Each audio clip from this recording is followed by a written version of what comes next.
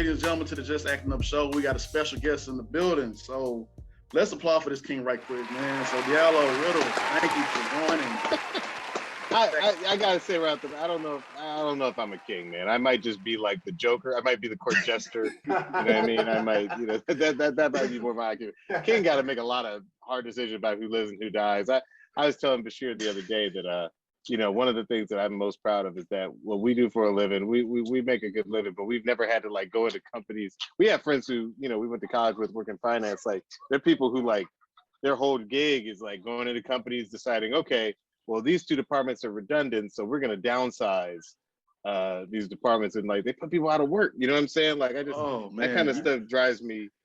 I'm like, how could you do that for a living? So I always feel happy that literally all I have to do is wake up and go to my computer and either write, conceive, or figure out how I'm going to embody a character that hopefully makes people laugh, or just feel something. Like it's an honor to have a job like that. I never have regrets about what I do, unless it's not funny. Then I, go to bed in fetal position. Oh man, you know what? Thank you. You just made me realize something. I'm gonna start telling people, you know what? Don't give me the title of king. Give me something that fits me. But no. You know what? I support the king and queen movement. Like because people need to hear it, because there's enough in society telling you that you're not that. I'm just saying, in my own personal, I'm cool. I'm cool. Just trying to spread some love and happiness. That's all I was trying to say. Yeah, very good. And gotta say, man, congratulations on the Emmy with Sherman Showcase. Oh, thank you, man. Got it right there. This is sort of like my bat cave. This is where I DJ. You can see the turntables right here. That's I got some Southside. You can't really see it because it's down here, but there's a Southside neon sign down here. Yeah, I see it. We see it. We got it. Because you guys, I cannot listen to the Black National Anthem the same. I need a trap beat to it. We're trying to change the world. We're trying to change the world. We're trying to change how that song is sung. But also, I'm sure some of y'all know it, that classic Marvin Gaye singing the national anthem before the Laker game. If you haven't seen it, go on YouTube and watch it. Like that's what we were going for. We were like, wow, he really just reinvented the national anthem. So we're gonna reinvent the Black national anthem. And Brisha Webb is an incredible singer. I met her when we were on Marlin together, and she's a great singer. And Bashir, I met him in a singing group, so I was like, y'all gonna see all parts. And we got with Fonte Coleman from Little Brother, and just obviously just Fonte in general. And we crafted, I think, a solid track. Man, it was a dope track, and like Chris said, congratulations on the Emmy win. And I have to congratulate the ones that put the work behind the scenes, because they're just as important as the ones that's in front. Like I know you said Erica helped out with the costumes, and Patty Malkin, and I'm probably about to butcher her name. Is it Ariella? Ariella. I'll be honest, and this is not to take anything away from the people in her department, but Ariella. You talk about a boss. Okay, so she was the costume designer on Marlin, and if you've seen that show on Netflix, we're just dressed in regular clothing. She is. What's weird is that she has the talent to take regular clothing and still define the character, which is not easy to do. You know what I'm saying? Like my character doesn't dress the same as Marlin's character. You know what I'm saying? So it's just she was able to. But while we were working on that show together, she was like, I was like, what do you want to do? Also, she was like, I really want to do like Lord of the Rings, like crazy fantasy wild stuff. I was like, we just sold this show to IFC. This is before it went to Hulu. And I was like, we would like you to do that show, because that show is going to allow you to do the craziest of costumes from like many different decades and time periods, science fiction to horror. Like you're going to have the chance to do everything. And from the day that she signed up with an enthusiastic yes, she just killed it. So she is the reason why our show got its first Emmy Award. I'm happy about that, because I think the costumes are second to none. Yeah. But if I can be really real, I'm hoping that Emmy brings more people to the show. I think the one thing that is true for both Sherman Showcase and Southside is that I want them to have greater visibility. I want more people to know about them. Because I feel like neither show has ever had a person walk away and be like, oh, that was a waste of my time. Or, I feel like both shows, neither show has ever lost a fan. That's my theory. Like, I feel like people like both, because they're very different shows. One is sort of like big sort, Saturday Night Live kind of silly. The other one is like kind of grounded, but still hilarious. Like they're very different shows. But we curate those shows, man. We make sure that nothing goes forward that's not making us laugh out loud. You know what I'm saying? Yeah. And that's what's most important is that we put a lot of time and effort into it. So I'm hoping that every time somebody watches either show and likes it, they'll just tell 5 people. Because I feel like eventually these shows are on streaming. They're not going away. Hopefully people will see the shows and like the shows, and they'll start to have the cultural impact. I mean, it still breaks my heart, truthfully, that on Sherman Showcase, we did a sketch called B-Type Bass, and that was literally based on, one time I put on a song in the writer's room, and one of our writers, Rob Hayes, he was just like, and I was like, that's a thing. Like people get on like this pained face, like this face that they're in so much pain when they hear a beat that they like. And I was like, we got to do a sketch about that. And I just feel like if we had a larger platform for Sherman's, because Hulu, let's be real, Hulu does not really go out of their way to promote shows that they acquire. They promote their Hulu original shows. Yeah. So they'll promote. I'm trying to think of what's a Hulu original show right now. I'm blanking on it, but like, we just want people to see the shows, man, because we put a lot of hard work into it. Yeah. I love the music on Sherman Showcase. Like they always get stuck in my head. Time. Hey, I was driving through traffic one time. Like, what would happen if you tried to write an R&B song about something really sciencey and nerdy? And the first lines of that song, friends, let me tell you about a gadget of mine. It allows you to go back in time. That just came to me in traffic, and then me, Bashir, Neo, and Fonte, and his collaborator Zoe, we collaborated on a song together. They had a song on their reel that sounded pretty cool, and I was like, hey, this sounds like this could be the skeleton of what we want to do about this song. And we got Neo, who's agreed to do the song. Like, what do you guys think? And that's what I'm so proud of that song. That actually was the first thing we ever did for the show to actually win an award. It won like I forget what it's called, like the Music and Motion Pictures and Television Award or something like that. It was a small award, but it was the first time that we were like, oh, people are going to notice the show. At least the critics and the people who like actually see it. Because again, my main concern is that like I feel like there are millions of Black people seeing the show, Sherman Showcase or Southside. What's crazy about Southside, because it's about Chicago, everybody in Chicago is going to watch. So when we're out in Chicago, people are like on it, you know what I'm saying? But I wish people in Atlanta were like more watching Southside. And I know I'm being verbose, but I was so happy when Snoop, he did a big Instagram post like, hey, Southside, this is a funny show. This is a real funny show. And I was like, see, like it doesn't really, you don't have to be from Chicago to appreciate the show. They appreciate it on a slightly different level because they recognize where we're shooting it, where we're filming it. But because we film it all on location. But to have people like Snoop and have people, my family in Atlanta love the show, tells me that people just got to watch the show. Yeah, man. I actually love the show. I enjoyed it. It was binge worthy for me because when I watched one episode, I couldn't stop watching it. But the one thing that I love is that you put a good twist on Chicago, because the media just had Chicago look so terrible. It's like, I don't want to go to Chicago. And then the new Candyman movie came out. And then, Candyman from Chicago is like, oh, I'm done with Chicago. I'm moving. I'm never going to go to Chicago.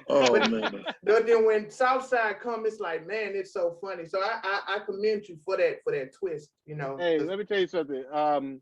First off, 3 actors in Candyman. I assume you talk about that new one. Yes, sir. 3 of those actors are some of our people from Southside. They have very minor parts. So I'm not gonna go into like who they were, but like I was happy to see their faces. We use an all Chicago cast, and like when we were conceiving of that show, it was around 2016.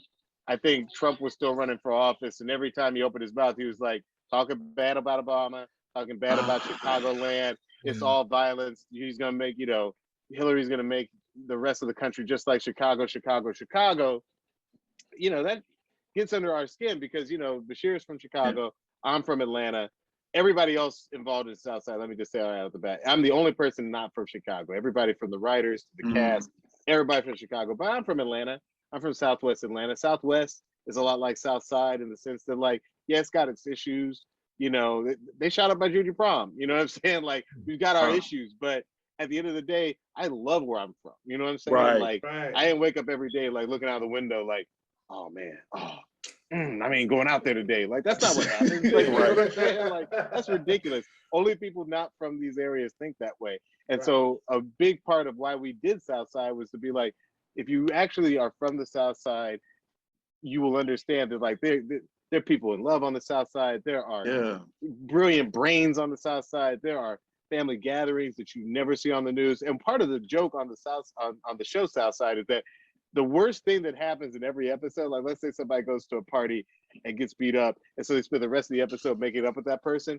At the end of almost every episode of Southside, they cut to a news reporter who's like, tragedy on the South Side when violence breaks out at a party. Like, you know, just showing how like there are people and forces that try to manipulate and try and convince you that, oh, everything on the South Side is just death and chaos. And we really want to fight back against that because that's not the case. I was just gonna say one thing I love about the show is just a lot of the characters are so relatable. I feel like, man, I feel like I know her. Like, okay, that reminds me of my homeboy. I grew up with a guy like this, you know. So, hey, I'll tell you straight up. One thing that we love about the South Side is that we use a lot of actors, not just from Chicago, but quite honestly, like people who haven't done a lot of acting. You know, like two of the twins. You know, the big dudes, the twins. Yeah, they're just some friends of Bashir's from his childhood who he thought was funny.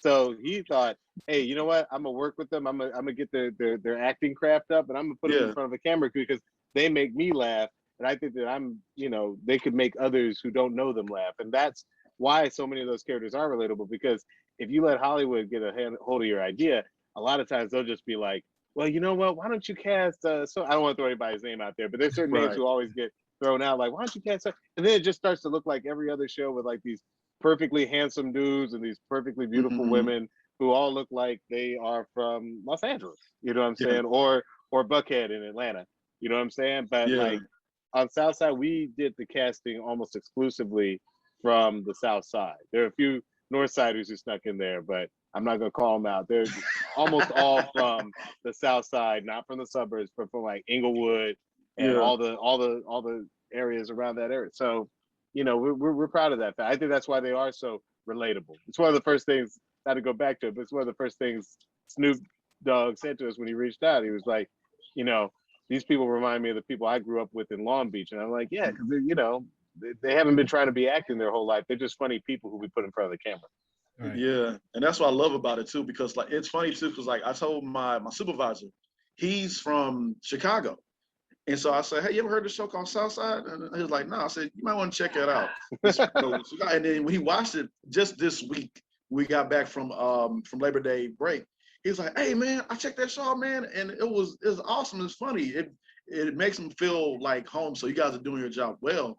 And that one episode, I appreciate that. Yeah, man, I'm gonna let him know, man. He's gonna flip out. And he told me that that one episode that you guys filmed at the beginning of it, when that chicken place called I think it was Harlow's. Harold's. Yeah. He said that's a real hot spot because he's always telling us like, no, from Chicago, you know, this right here and the chicken and the Harold's and all that. And we were like, okay. And now I saw it, I'm like, wait, that's that same place he was talking about it. So you guys are doing. The Harold's is famous. In fact, Harold's is like, where'd you grow up, bro? We're from Houston. Houston. Okay. So I'm sure in Houston there's like at least one. But I'll tell you what. Anytime I'm in Texas, I go to Whataburger because you can't get that outside of Texas. Really, there are a couple in like New Mexico and stuff. You know what I'm saying? Like, yeah. So Harold's is like that. Harold's is that thing that like if you talk to somebody from Chicago or Illinois, they're like, oh yeah, you got to go to Chicago to go to Harold's. But Harold's is also like. Harold's is like Popeyes in LA in the sense that not every Harold's is built the same. If you talk to Chicago people, no, seriously, because some of these Popeyes out here, you'll be like, oh, I'm back in Atlanta. And some of them, you're like, this does not taste like the South at all. This is not, I don't know what y'all claiming this gumbo. No, it's the Harold's.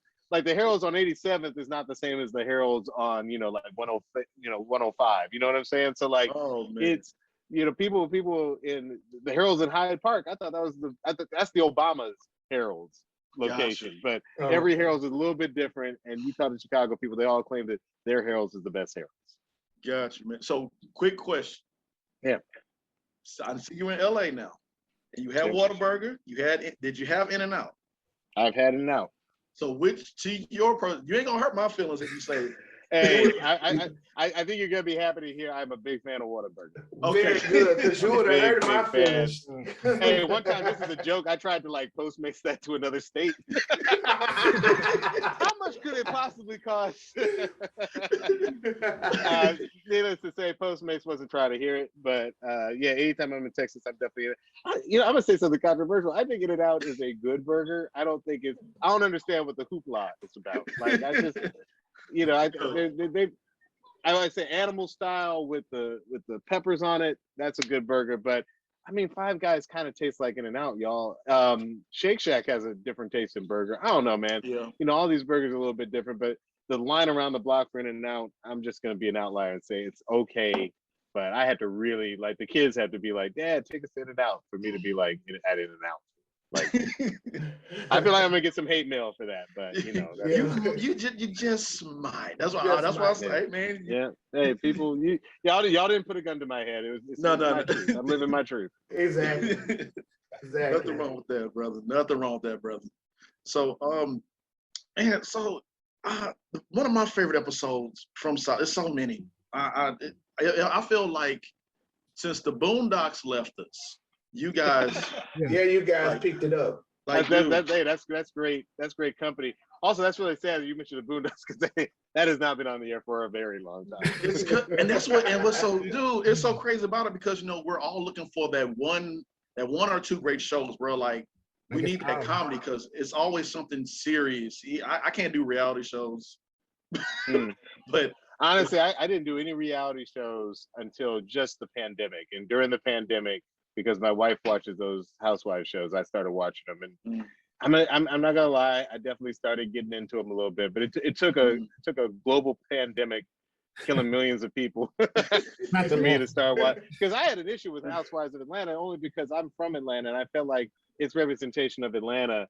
I was like, I don't know what this is, but I feel like it's weird because now when I go home to Atlanta, I feel like Atlanta is starting to reflect Housewives. Right. You know what I'm saying? Right. Like. When it started, it's almost like one of the people who worked on one of our shows was up there in the years. She said she had worked on Miami Vice, and she said when they landed at Miami Vice, when they started doing that show, Miami wasn't like that.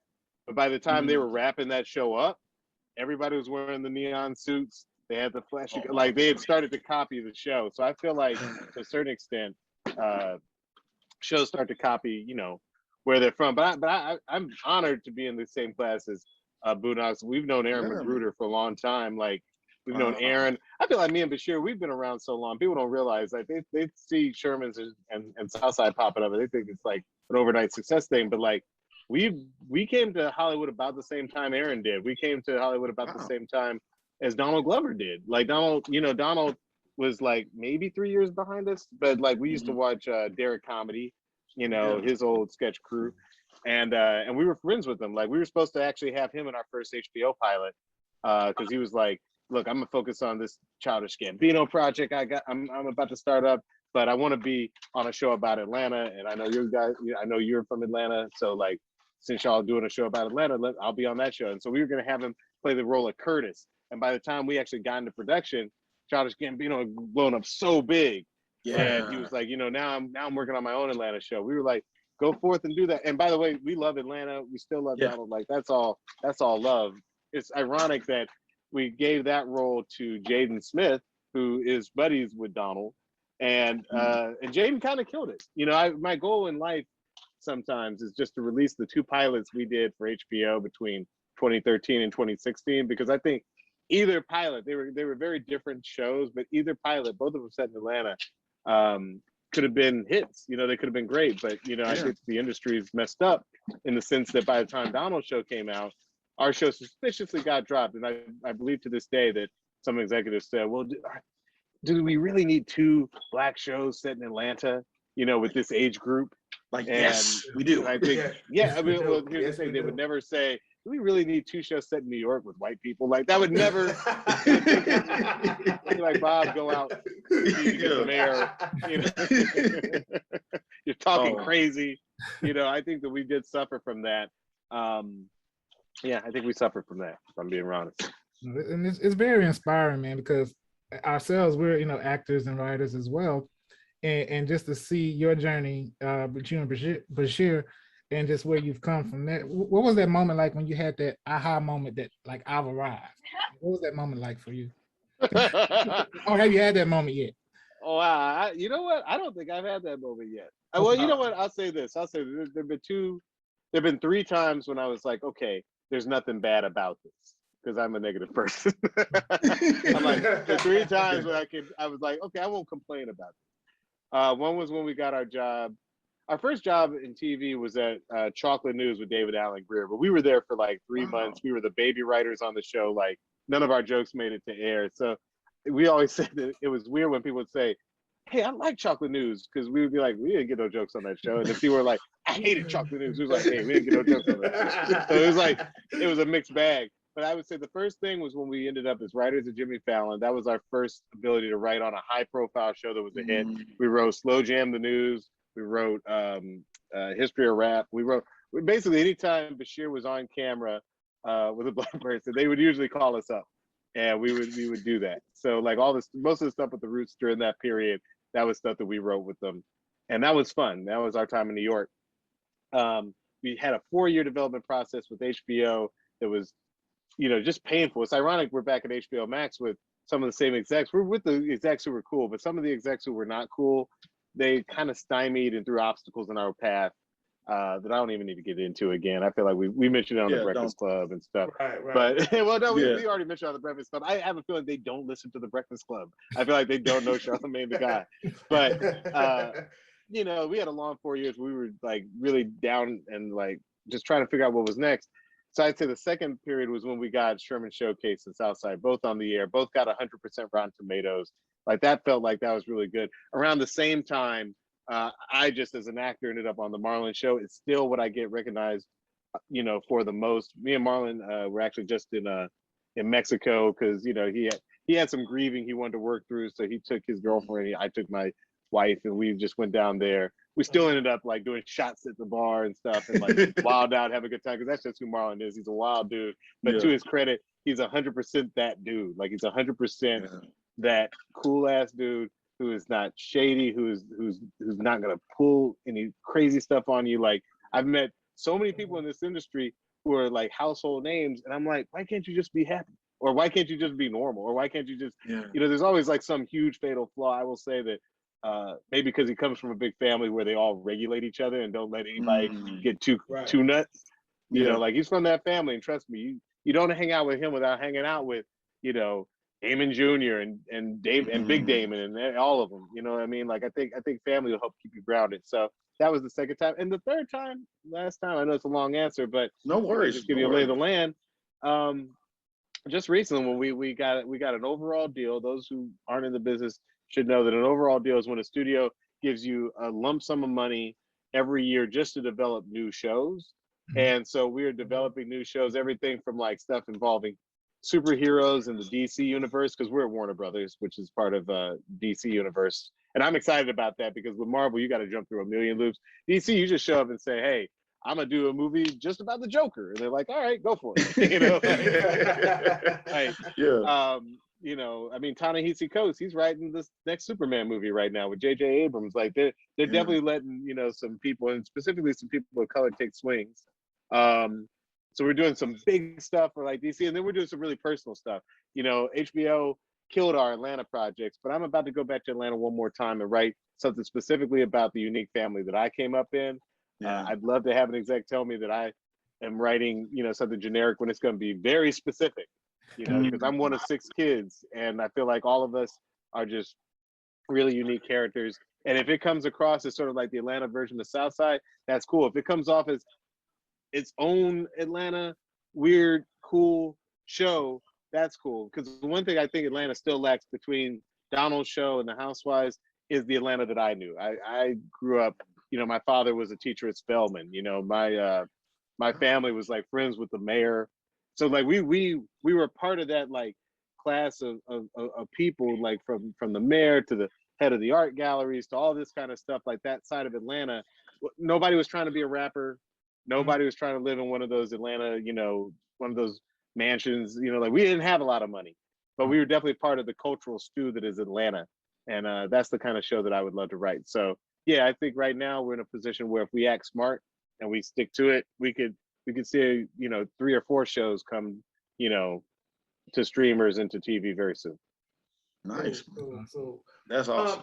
What is more rewarding to you now since you won an Emmy? And is it though? Do you like, oh wow, I just got an Emmy, or just walking down the street, someone say, man, that Sherman showcase had me balling, like, oh man. That's all. Like, episode of honestly, Southside. first off, our show won an Emmy, but not me personally. If at some point we win like outstanding writing for a variety special or something like that, that might feel a little bit different.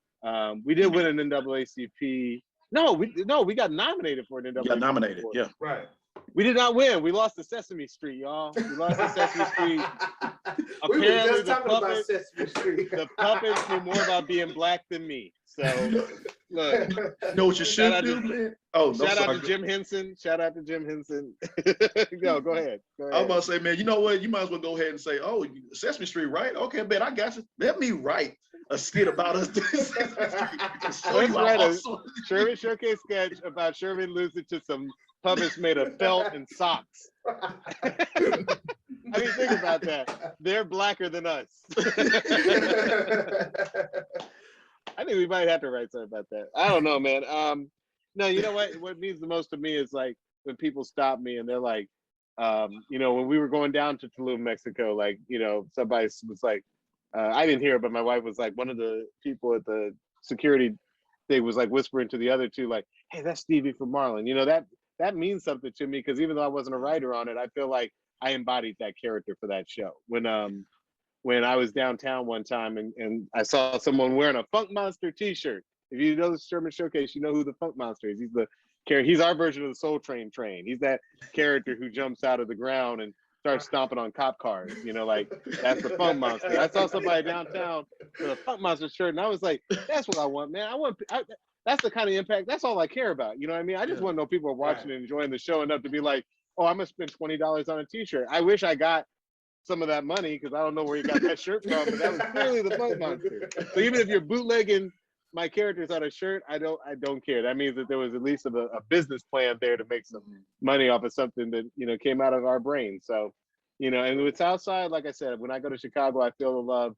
I just want to, I just want more cities. We've actually talked about expanding the Southside universe and doing something where like, we could call, so Southside would always be first, but then we do a spinoff called South Central and it'd be in LA. And then we do Southwest, which would be in Atlanta. And then we could do South Philly. Okay, so tell me, what's the neighborhood in Houston? What's the big black neighborhood in Houston that we should do the Southside spinoff called? What's it called? Oh man, Acres Home. Yeah, Acres Home is a good one. Third Ward, Fifth Ward. Yeah. We start talking wars. I'm like, okay, now we're talking about some of my favorite rap-a-lot, rappers. You know what I'm saying? Hey, yeah. If you need some writers and some actors, hey, we're here for you. Yeah, we're here for you, man. Hey, we always promote out of the local scene, so for sure. Yes, sir. We got some crazy cast of characters down here too, brother. Oh, hey, you ain't got to tell me about Houston, man. Houston, I'm from Atlanta. You know what I'm saying? Yeah. Half of the people in Atlanta are from Houston. So. We was just like, talking. oh, you from Houston? Yeah. Are you from Houston or Memphis? You can play a game in Atlanta called Houston or Memphis, and you probably take out 80% of the people. Like, cause I go home, I'm like, man, nobody's from Atlanta anymore. Everybody's from, a couple of Birmingham slide up in there, but that's about it. Oh, I've seen a wave where Houston looks like they're starting. I see a lot of people come from California is moving here in Atlanta as well. So California, man, I'm telling you, LA is weird in that. I think it's only like at one point in the 80s, I think LA might have been like 20% black. It's down to like 7%.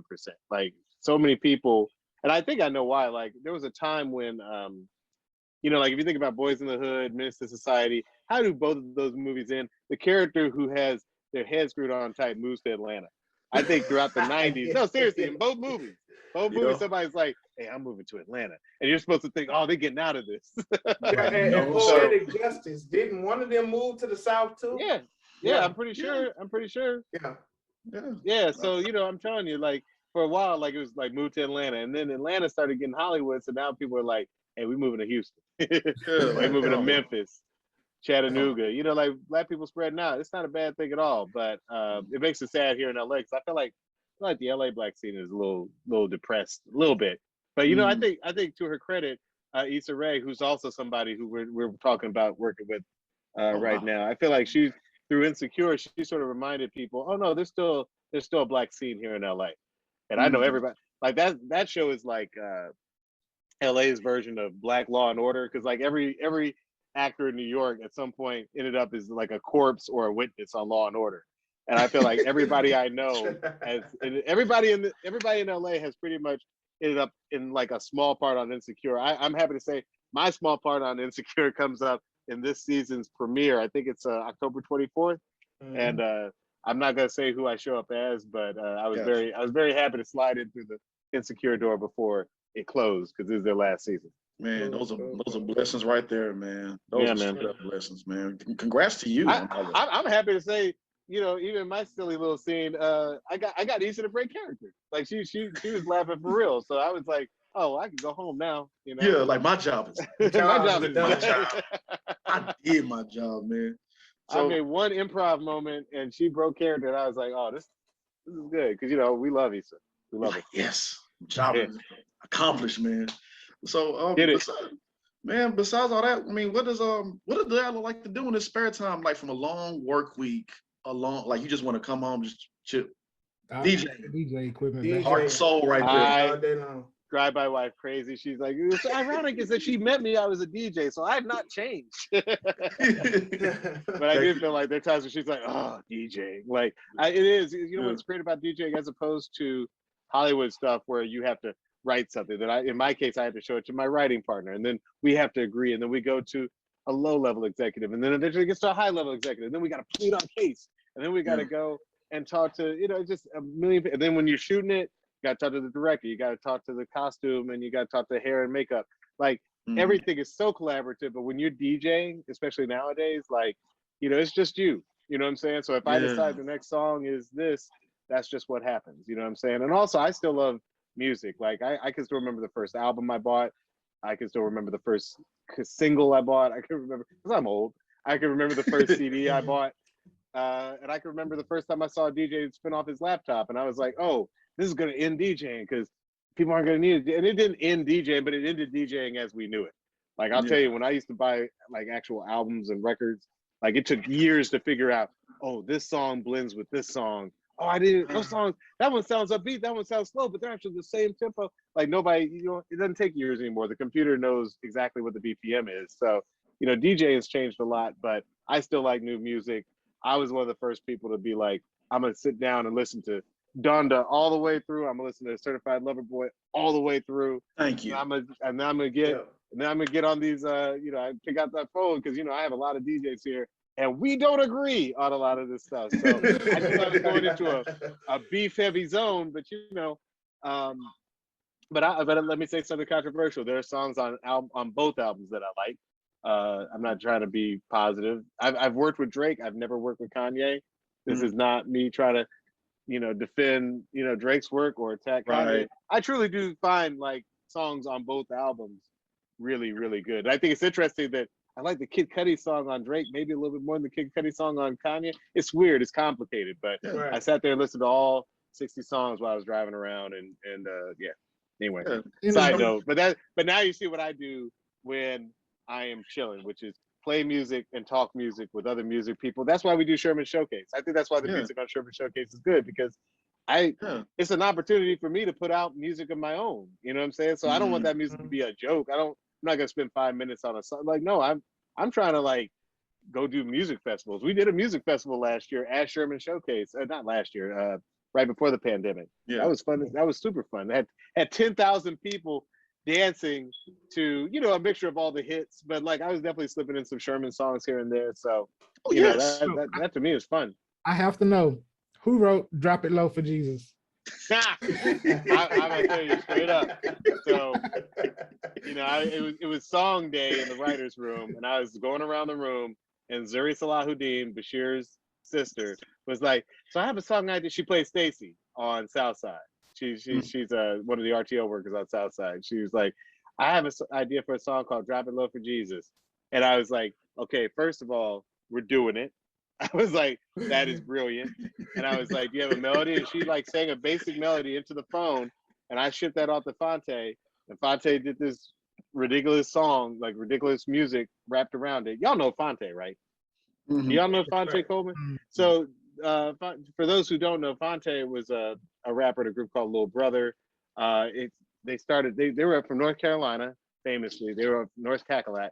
And I liked them all through the 2000s because I feel like that was when they were the most prolific. But then Fonte went solo.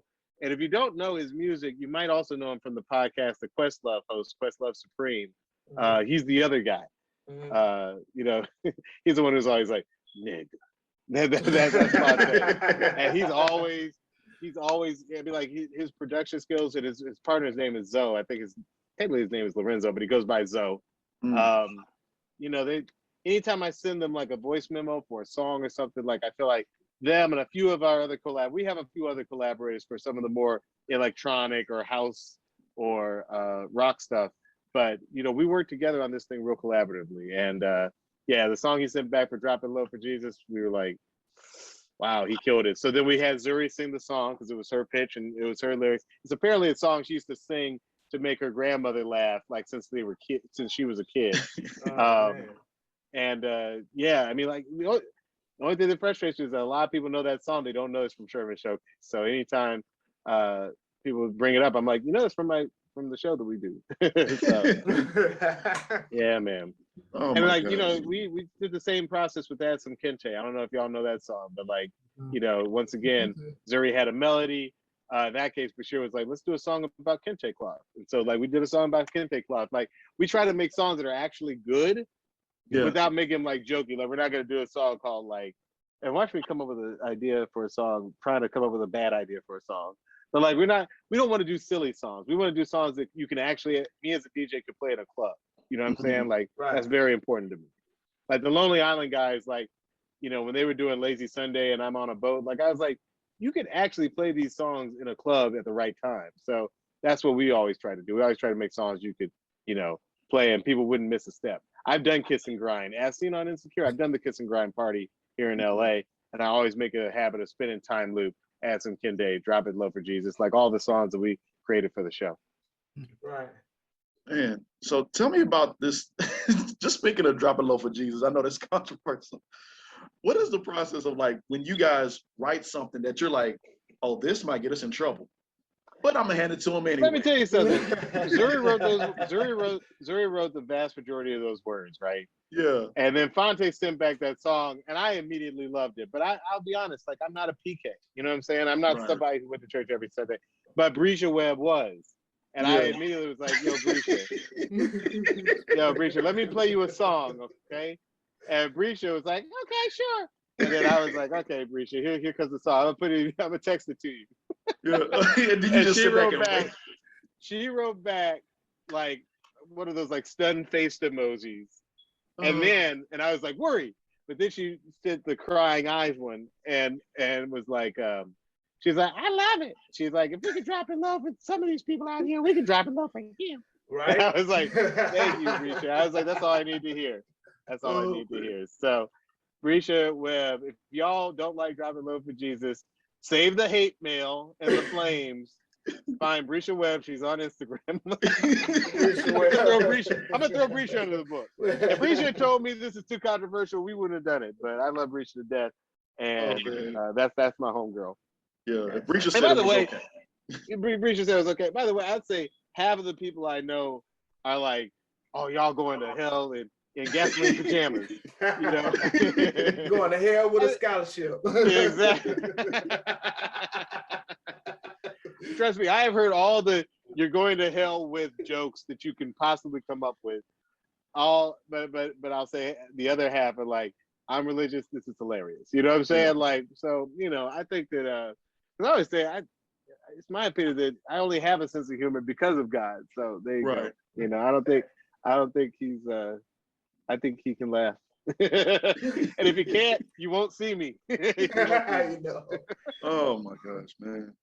But you guys most definitely inspired me, man. Watching the Black History Month extravaganza, I laughed so hard at the Shogun Shonuff part So because that was based on Joker. We were like, the Joker movie was really big. We were like, we should do what if the villain was the hero of his own movies, and then we went with Shonuff, who, by the way, I still think that is possibly the best costume in that whole special. Because that thing looks amazing. I tell you, in person, it looked even better in person. You were like, oh, she killed this. Dude, I applaud you. I really do applaud your team, and it was amazing. Like I was sitting there watching it one day, and I was like, I started getting inspired. I was like, it'll be dope if we had like a skit with Black exploitation fighters fighting each other, like from Dragonfly Jones to Shonuff to Bruce Leroy, and then then bring in Kung Fu Jones from I'm Gonna Get You Sucker. Like just throw all these guys in there and have them like a battle free fall. It's not bad, man. I like that a lot. And by the way, again, I just saying it, just make sure I have y'all's contact info when we're done with this, because if we ever do I'm hoping that when people see the next season of Sherman Showcase, that they'll like it and we'll get another season. I'd definitely like to reach back out to y'all, because these are the kind of conversations that lead to the best sketches. You know what I'm saying? Like we have a sketch. It's like the Ocean's 8, Ocean's 11 movie, but it's all the bad boy artists.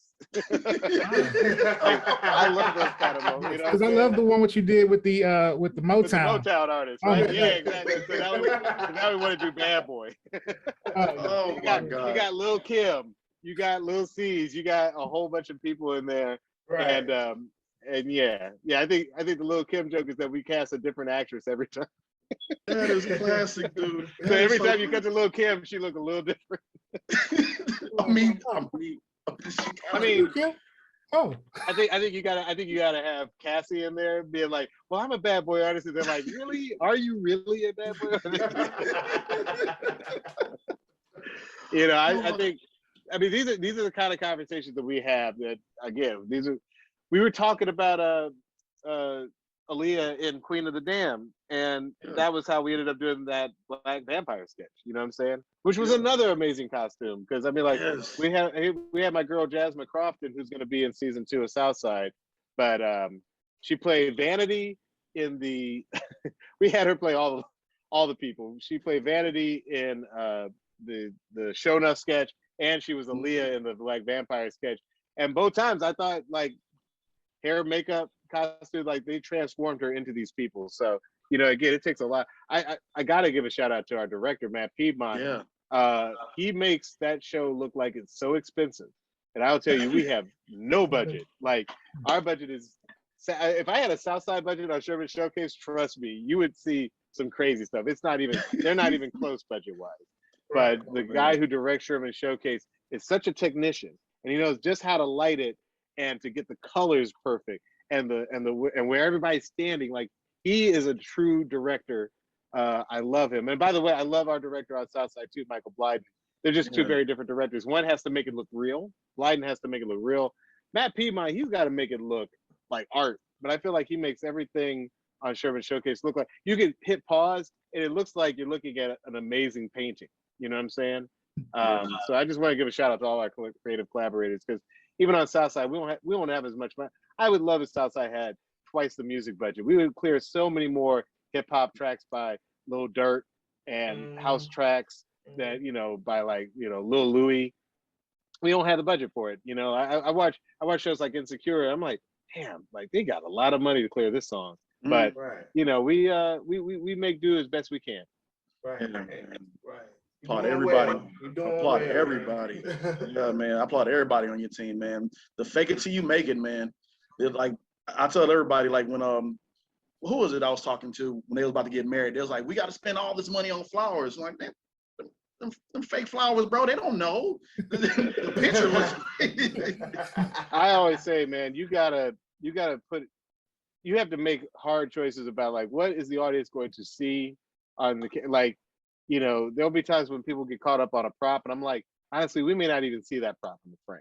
You know what I'm saying? So don't spend $100 on a realistic looking gun. Just get something that get one of them wooden guns that they use on movies, and Yeah. just use that wood, because the gun's not even, we're not, shooting a major action movie here. Like, we're doing comedy, you know what I'm saying? So make sure that you spend the money on the right stuff. The first budget Bashir and I ever got was we got $800 from Bernie Mac when he was alive. We came, we got a meeting with Bernie Mac. We were like, we have a sketch comedy group, and we go up Thursday nights at this little stage on Santa Monica. We'll take anything you'll give us, because we are, we need wigs, we need glasses, we need like all that stuff. And one of the people in our sketch show was a friend of Bernie's, and he was like, I'll never forget. He was like, yeah, I'm gonna give you all some money. And we didn't know, I mean, like, we thought we might get $500. He gave us $800, which, looking back, is hilarious, because that doesn't buy you one prop if you're on a union gig. You know what I'm saying? It doesn't get you one thing. I can't think of one thing. Maybe a mid-range wig might be $800. But like, at that time, we felt like millionaires. We were the Hollywood Toys and Costumes, and got fake guns and wigs and like capes and anything that we could find for that $800 got spent. But we felt like we had made it, because next, a couple of weeks later, we were up at the Comedy Store and trying to do sketch comedy in between the stand-ups. Don't do it. Let me tell you, don't do that. If you're never coming, but if you want to do sketch comedy, find a place that does sketch comedy. Don't try and do sketch comedy, because the comedians hate you. They will clown you. They see you changing clothes backstage. Like, it's a mess. Don't do it. Oh my gosh, dude. So what was it like meeting Bernie Mac, man? I mean, dude, I used to DJ for him. So when the Bernie Mac show was on, I was fresh out of college. I had 2 turntables. I didn't really know anybody in Hollywood, but we had a friend, Nefertari, who's on Southside and Sherman Showcase. She's one of the showcase dancers. She's also Keisha on Southside.